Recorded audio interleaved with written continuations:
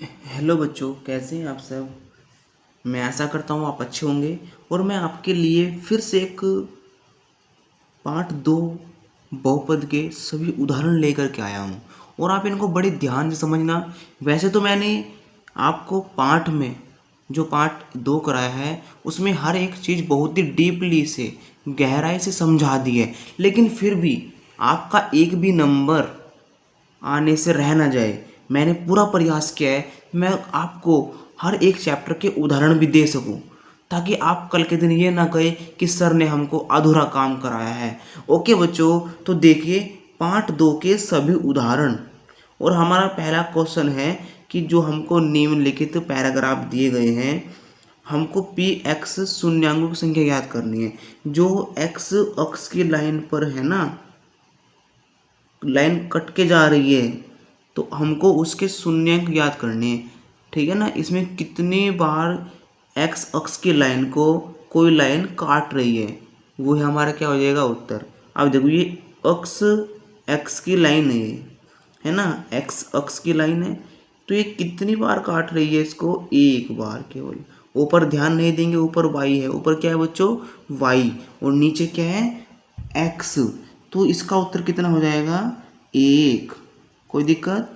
अब देखिए ये एक्स की लाइन है, एक्स की लाइन देखनी है कितनी बार काट रही है, एक दो।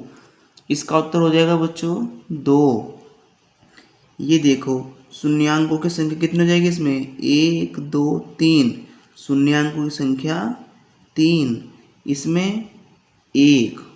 शून्यांकों की संख्या एक। हमको एक्स लाइन पर देखना है कितनी बार कट रहा है कोई पी एक्स। अब देखिए इसमें शून्यांकों की संख्या हो जाएगी केवल एक। ओके, और इसमें शून्यांकों की संख्या हो जाएगी एक दो तीन चार। तो बच्चों हमारा पहला उदाहरण, पार्ट एक का पहला उदाहरण, ये कौन सा उदाहरण है बच्चों, हमारा एक। पहला उदाहरण पूरा हो चुका है। अब हम मिलते हैं आपको दूसरे उदाहरण के साथ, आगे चलते हैं। अब देखिए तो बच्चों हमारा दूसरा उदाहरण क्या है। दूसरा उदाहरण हमको दिया हुआ है उदाहरण नंबर 2। मैं आपको उदाहरण भी इसलिए करा रहा हूँ क्योंकि एग्जाम में उदाहरण भी आते हैं। तो एक्स स्क्वायर प्लस 7x और प्लस के 10, हमको इनके क्या करने हैं, पहले तो शून्यांक ज्ञात करने हैं और फिर शून्यांकों का योगफल और गुणनफल ज्ञात करना है। बच्चों वही थीम अपनाइए जो हमने 2.2 में अपनाई थी। 10 का गुणा करेंगे एक में, ये x के पास क्या होता है एक, 10 ही कम 10, 10 के ऐसे टुकड़े जोड़ के 7 आ जाए। तो 10 के ऐसे टुकड़े क्या हो सकते हैं, जोड़ के 7 आ जाए। 5 प्लस 2 कितना हो जाएगा 10। मैं इनकी गुणा कर दूँ, 5 गुणा 2 कितना हो जाएगा 10। तो गुणा करके 10 आ जाए, जोड़ के 7 आ जाए, वो टुकड़े क्या है 5 प्लस 2। ये मैं इसलिए बताता हूँ छोटी छोटी बातें, ताकि आपको कहीं पे भी कोई शंका समझने में ना हो। अब देखिए हमारा टुकड़ा क्या बन गया 5 प्लस 2, तो हम लिखेंगे यहाँ पे x square plus 5 plus 2 into में क्या है बच्चों x, और प्लस कितना है हमारा 10 बराबर 0। एक्स स्क्वायर, ठीक है, और प्लस 5 ही कम 5x प्लस 2 ही कम 2x और प्लस के 10 बराबर 0। ओके, अब आगे देखो, अब आगे देखिएगा, एक तो हमारा ये बन गया और एक हमारा ये बन गया। तो हम यहाँ पे एक x उठा लेंगे, ठीक है, यहाँ पे कितना x बच गया एक। ये देखो दोनों में से हमने एक कॉमन x ले लिया, तो यहाँ पे 2x थे, यहाँ पे एक बच गया। यहाँ पे एक ही था तो यही बाहर निकल गया, कितने बच गए यहाँ पे केवल 5। ओके, चिन्ह प्लस का है, यहाँ पे कितने हैं 2। ये जो जोड़ा यहाँ पे था झुका तो इसको यहाँ पे लिख लेंगे, ठीक है, और बराबर में 0। एक बार इन जोड़े में से हम एक अंक उठा लेंगे, x प्लस 5 बराबर 0, और एक बार हम इसमें से उठा लेते हैं x प्लस 2 बराबर 0। अब देखिए ये प्लस में इधर चला जाएगा माइनस में, तो माइनस के कितने हो गए बच्चों 5। तो ये तो हमारा हो जाएगा अल्फ़ा, इसे बोलेंगे अल्फ़ा। अब देखिए एक्स, ये प्लस के 2 है, इधर चला जाएगा माइनस के 2, और बच्चों ये हो जाएगा हमारा बीटा। ओके ना। अब हम निकालते हैं इनका शून्यांकों का योगफल और शून्यांकों का गुणनफल। तो पहले हम ज्ञात करेंगे शून्यांकों का योगफल।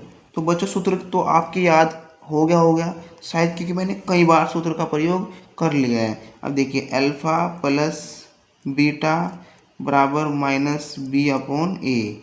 यहाँ पे आपको पता है एक ए का मान है बच्चों, इसमें ए का मान क्या है हमारा, देखिए ये रहा ए का मान है 1, बी का मान है 7, और बच्चों सी का मान है हमारा 10। यही मान हमको रखना है। अल्फा का मान कितना है माइनस के 5 प्लस में बच्चों बीटा का मान कितना है माइनस के 2, ठीक है, बराबर माइनस जो का तो रहेगा, बी का मान है हमारा 7 और ए का मान है हमारा 1।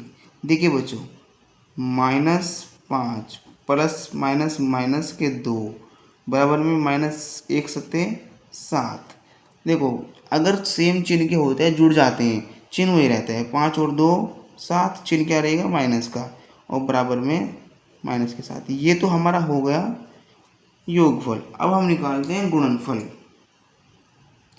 तो बच्चों यहाँ पे लिख देंगे शून्यांकों का गुणनफल। ओके। अब देखिए यहाँ पे क्या करते हैं हम, सूत्र वही है हमारा अल्फा गुणा बीटा बराबर सी अपॉन ए।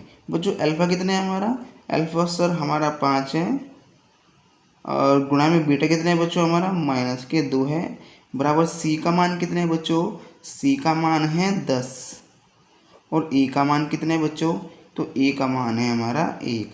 तो 5 दूनी 10, माइनस माइनस कितना हो जाएगा प्लस, और 1 दशम 10। तो देखिए हमारा ये भी बराबर आ रहा है और ये बराबर आ रहा है। इससे ज्ञात होता है कि हमारा सवाल सही है। ओके बच्चों। अब देखिए हम अगले सवाल की ओर चलते हैं, और हमारा बच्चों अगला सवाल है, देखिएगा बच्चों हमारा अगला सवाल है उदाहरण नंबर 3। उदाहरण नंबर 3, और ये हमको दिया हुआ है एक्स स्क्वायर माइनस 3 बराबर 0। आप भी इसको कर सकते हैं, क्योंकि मैंने कराया था आपको टी स्क्वायर माइनस 15 बराबर 0 का कराया था ना, सेम ऐसे ही है बिल्कुल। तो एक्स स्क्वायर, ये माइनस का इधर चला जाएगा प्लस में, एक्स ये घात इधर थी इधर आ जाएगी रूट में, और इस पर 2 चले जाएंगे, एक प्लस का और एक माइनस का, यानी x बराबर +√3। ये हमारा हो जाएगा अल्फ़ा। क्या हो जाएगा बच्चों, अल्फ़ा। एक एक अक्षर लिख के पढ़ा रहा हूँ मैं ताकि आप बेस्ट समझ सको। और बच्चों x माइनस के √3, ये हो जाएगा हमारा बीटा। क्या हो जाएगा बच्चों, बीटा। अब सबसे पहले क्या निकालेंगे, वही हमारा बात को दोहराने का तरीका है। सबसे पहले निकालेंगे हम शून्यांकों का योगफल। शून्यांकों का योगफल निकालेंगे बच्चों।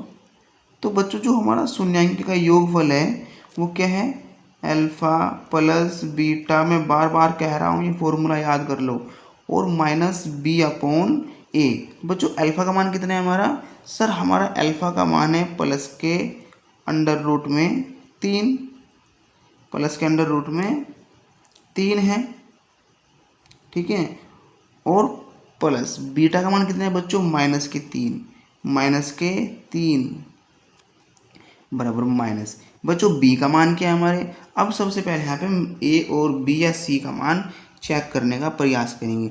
देखिए अब ध्यान से, आपको पता है ए का मान तो कितना है 1, और ये किसका मान है, बी का मान नहीं है। अगर ये बी का मान होता है इसके पीछे एक्स होता है, एक एक्स नहीं है इसके पीछे, तो ये किसका मान हो सकता है, सी का। सी का मान कितना है माइनस के 3, और जिसका मान इसने नहीं दे रखा है हमको उसका मान रख देना है जीरो, यानी बी का मान कितना है बच्चों 0।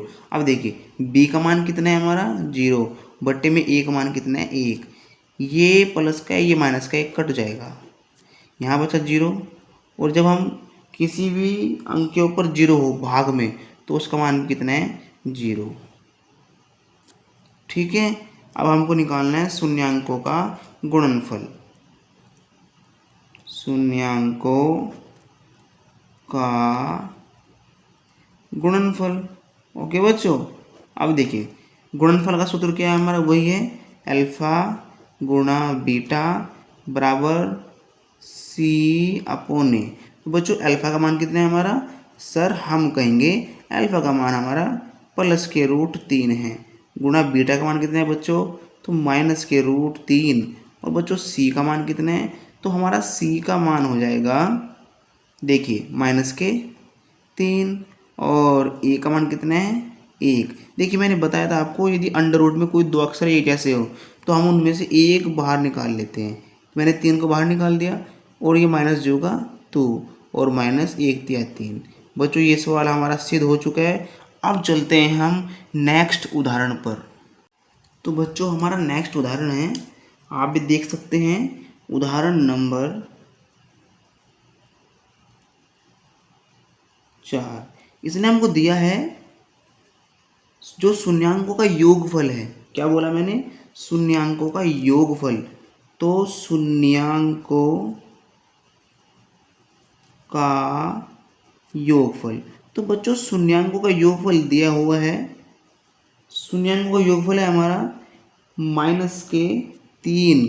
और बच्चों इन्होंने शून्यांकों का गुणनफल दिया हुआ है हमको 2, और हमें ज्ञात करना है, यानी हमको एक समीकरण बनानी है, एक हमको बहुपद तैयार करना है।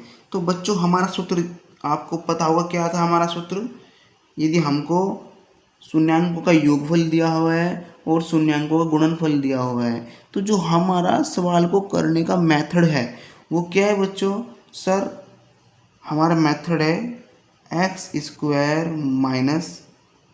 - शून्यांकों का योगफल अल्फा प्लस बीटा इंटू में एक्स। और प्लस में क्या आता है सर प्लस में आता है अल्फा इंटू बीटा बराबर में 0।